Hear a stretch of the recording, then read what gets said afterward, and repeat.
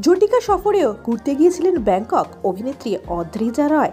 Share করলেন অনুরাগীদের জন্য নানান মুহূর্ত, লিখলেন আর short spot a bright day. মাত্র 48 ঘন্টার জন্য গিয়েছিলেন। নানান মুহূর্ত শেয়ার করলেন, দেখা গিয়েছে জমিয়ে মজা করতে তাকে, এনজয় করলেন সেখানকার খাওয়ার, সেখানকার রাইড, আরও অনেক কিছু।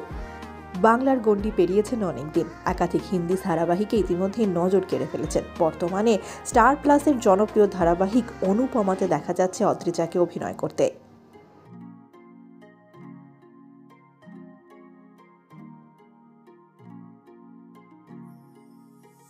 Cine Gossip.